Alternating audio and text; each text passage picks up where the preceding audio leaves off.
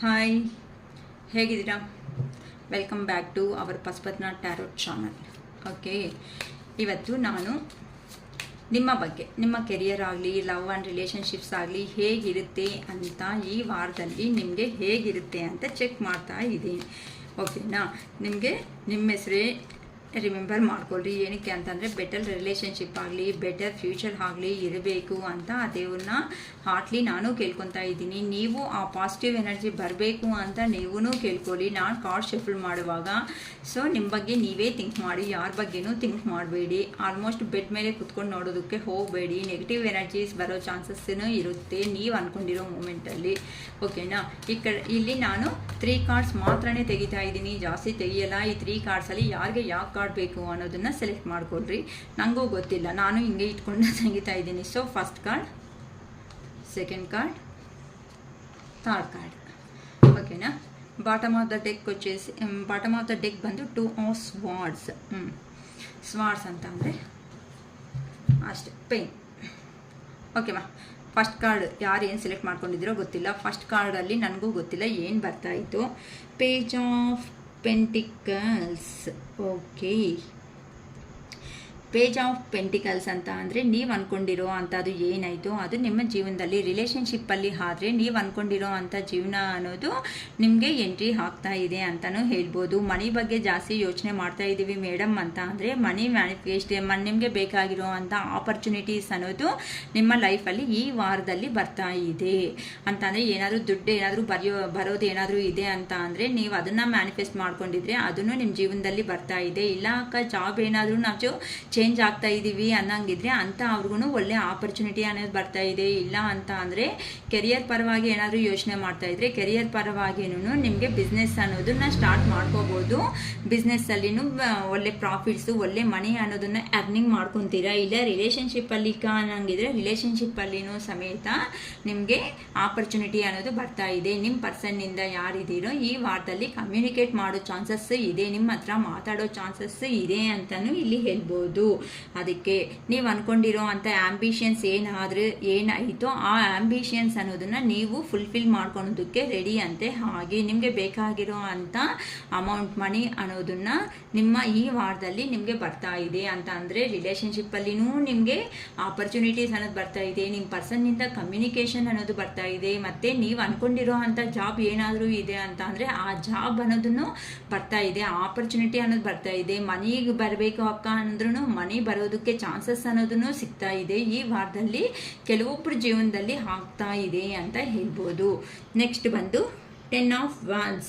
Wands ಅಂತ ಅಂದರೆ fire energy. ಯಾರಂತೂ ದೂರಕ್ಕೆ ಹೋಗಿದಾರೋ, ಎಲ್ಲಿ ಜಾಬ್ ಪರವಾಗಿ ಏನಾದರೂ ದೂರದಲ್ಲಿ ಇರೋ ಅಂಥ ಜಾಬ್ ಅಷ್ಟೇ ಅಲ್ವಾ, ಹಳೆ ಜಾಬ್ ಏನಾದರೂ ಚೇಂಜ್ ಮಾಡಿಕೊಂಡು ಹೊಸ ಜಾಬ್ ಅನ್ನೋದು ಹೋಗಿರೋ ಅಂಥ ಅವ್ರು ಯಾರಾದರೂ ಇದ್ದೀರಾ ಅಂತ ಅಂದರೆ ಅವರು ಪ್ರಾಬ್ಲಮ್ಸನ್ನು ಫೇಸ್ ಮಾಡ್ತಾ ಇದ್ದಾರೆ ಅಂತ ಅನ್ಬೋದು. ಅಂತ ಅಂದರೆ ಹಳೆ ಜಾಬ್ದಲ್ಲಿ ಪೇಮೆಂಟ್ ಅನ್ನೋದು ಕಡಿಮೆ ಆದರೂ ಸಮೇತ ಅಲ್ಲಿ ಹೊಸ ಜಾಬ್ ಅನ್ನೋದು ಹೋಗಿರೋ ಅದಕ್ಕೆ ಅದು ಬರ್ಡನ್ ಅನ್ನೋದು ಆಗ್ತಾ ಇದೆ ಅಂತ ಹೇಳ್ಬೋದು ಕೆರಿಯರ್ ಪರವಾಗಿ. ಇಲ್ಲ ಅಂತ ಅಂದರೆ ಅದು ಡಿಫಿಕಲ್ಟ್ ಆಗಿ ಇಲ್ಲಕ್ಕ ನಾವು ಹೋಗಬೇಕು ಅಂತ ಅನ್ನಂಗಿದ್ರೆ ಅದು ಸ್ವಲ್ಪ ನಿಮಗೆ ಡಿಫಿಕಲ್ಟ್ ಆಗೋ ಚಾನ್ಸಸ್ ಇರುತ್ತೆ. ಎಲ್ಲಂತೂ ಜಾಬ್ ಬಿಡಬೇಕು ಹೋಗಬೇಕು ಅಲ್ಲಿ ಅನ್ಕೊತಾ ಇದ್ದೀರಾ ಅಂತ ಅಂದರೆ ಒಂದು ಸ್ಟೆಪ್ ಅಂತೆ ನೀವು ತಗೊಂಡು ಯೋಚನೆ ಮಾಡಿಕೊಂಡು ಮುಂದಕ್ಕೆ ಹೋಗಿ. ಏನಕ್ಕೆ ಅಂತ ಅಂದರೆ ಅವ್ರು ಕೊಟ್ಟಿರೋ ಅಂಥ ಆಫರ್ಸ್ನೇ ನೀವು ನೋಡಿಕೊಂಡು ಹೋದರೆ, ಈಗ ಇಲ್ಲಿ ಹಳೆ ಕಂಪ್ನಿದಲ್ಲಾದರೆ 10 ಅವರ್ಸ್ ನೀವು ವರ್ಕ್ ಮಾಡ್ತಾ ಇದ್ರೆ ಅಲ್ಲಿ ಹೋದರೆ 12 ಅವರ್ಸ್ ವರ್ಕ್ ಮಾಡು ಅಂತಂದರೆ 2 ಅವರ್ಸ್ ಮೋರು, ಅವ್ರು 2000 ರೂಪೀಸ್ ಒಂದು ಜಾಸ್ತಿ ಕೊಡ್ತೀವಿ ಅಂತ ಅಂದರೆ ತಿಂಗಳಿಗೆ ಎಷ್ಟಾಗುತ್ತೆ? 2 ಅವರ್ಸ್ ಅಂತ ಅಂದರೆ 24 ಡೇಸ್ ಅಂದ್ರೂ 48 ಅವರ್ಸ್ ಎಕ್ಸ್ಟ್ರಾ ಅನ್ನೋದು ಆಗುತ್ತೆ. ಆ 48 ಅವರ್ಸ್ ಅಂತ ಅಂದರೆ 2 ಅವರ್ಸ್ ಎಕ್ಸ್ಟ್ರಾ ಜಾಬ್ಗೆ ನಿಮಗೆ ಯಾವ ಥರ ಬರ್ಡನ್ ಆಗುತ್ತೋ ಅದನ್ನು ಥಿಂಕ್ ಮಾಡ್ಕೊಳ್ರಿ. ಏನಕ್ಕೆ ಅಂತ ಅಂದರೆ ಒಂದು ಪರ್ಸನ್ಗೆ ಮಿನಿಮಮ್ 8 ಅವರ್ಸ್ ನಿದ್ದೆನೇ ಕಷ್ಟ ಅಂತದು ಅಲ್ಲೇ 12 ಅವರ್ಸ್ ಅಂತ ಅಂದರೆ ಇನ್ನು ನಿಮ್ಮ ಪರ್ಸ್ನಲ್ ಲೈಫ್ಗೆ ನೀವೇನು ಇಡೋದಕ್ಕಾಗುತ್ತೆ. ಸೊ ಬರ್ಡನ್ ಆಗೋ ಚಾನ್ಸಸ್ ಇದೆ ಅಂತ ಯೂನಿವರ್ಸ್ ಅನ್ನೋದು ಹೇಳ್ತಾ ಇದ್ದಾರೆ. ನಿಮಗೆ ಎಕ್ಸ್ಟ್ರಾ ರೆಸ್ಪಾನ್ಸಿಬಿಲಿಟೀಸ್ ಅನ್ನೋದು ಇರುತ್ತೆ, ಹಾರ್ಡ್ ವರ್ಕ್ ಅನ್ನೋದು ಆಗುತ್ತೆ. ಜಾಬ್ ಇನ್ ಕೇಸ್ ಚೇಂಜ್ ಮಾಡಬೇಕು ಅಂದ್ಕೊಂಡಿರೋರು ಒಂದು ಸ್ಟೆಪ್ ಅಂತ ತಗೊಂಡು ಮುಂದಕ್ಕೆ ಹೋಗಿ ಅಂತ ಹೇಳ್ತಾ ಇದ್ದಾರೆ.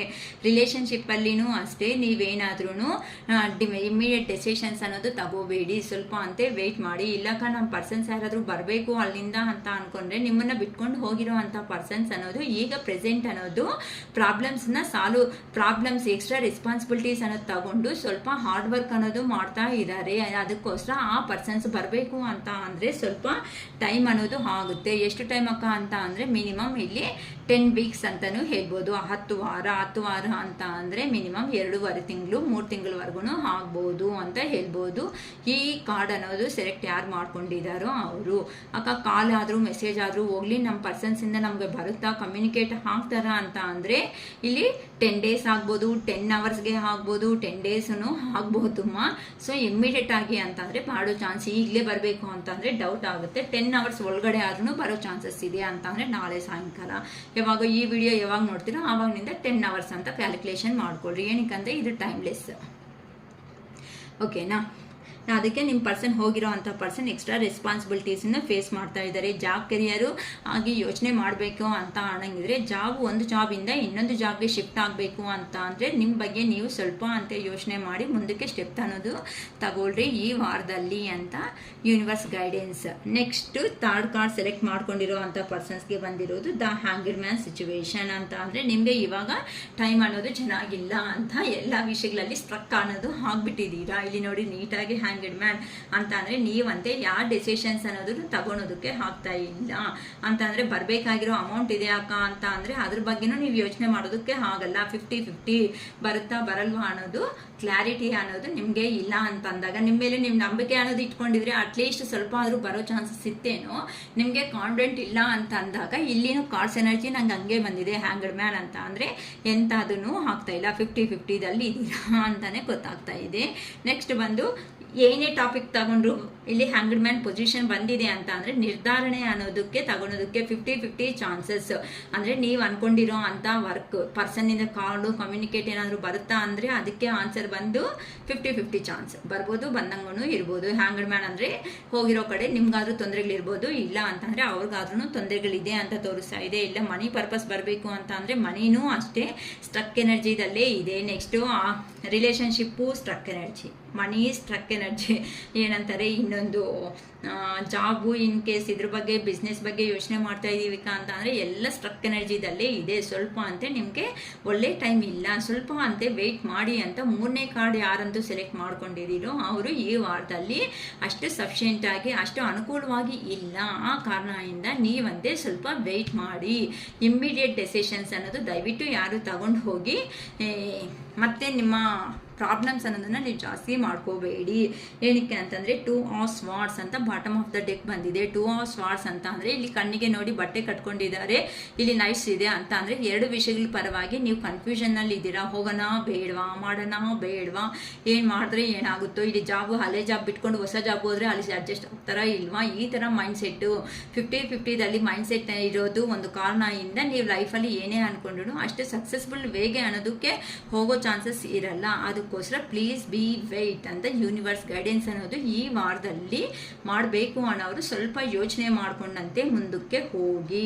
ಹರಿಬಿರಿಯಾಗಿ ಹೋಗ್ಬಿಟ್ಟು ಡೆಸಿಷನ್ಸ್ ಅಂತೆ ತಗೊಂಡು ಮತ್ತೆ ನಿಮ್ಮ ಲೈಫ್ನ ನೀವು ಸ್ಪಾಯ್ಲ್ ಮಾಡ್ಕೊಳೋ ಅಂಥ ಥರ ಸಿಚುವೇಶನ್ಸ್ ಅಂತೆ ತರಬೇಡಿ ಅಂತ ನಮಗೆ ಯೂನಿವರ್ಸ್ ಗೈಡೆನ್ಸ್ ಅನ್ನೋದು ಕೊಡ್ತಾ ಇದೆ. Okay, first card better, okay.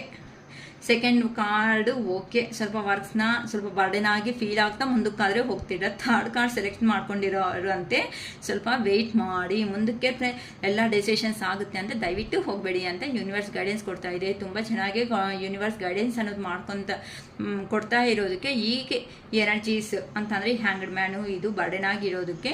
So 1111 ಅಂತ ಮಾಡ್ಕೊಳ್ರಿ. ಅಂದರೆ 1111 ಅಂತ ಅಂದರೆ ಯಾರಂತೂ ಹೊಸ ಜಾಬ್ ಆಗಲಿ ಹೊಸ ರಿಲೇಷನಲ್ಲಾಗಿ ಯಾರಾದರೂ ಹೋಗಬೇಕು ಅನ್ಕೊಂಡ್ರೆ ಅವ್ರಿಗೆ ಈ ಎನರ್ಜೀಸ್ ಅನ್ನೋದು ಪಾಸ್ ಆಗುತ್ತೆ ಅಷ್ಟೇ.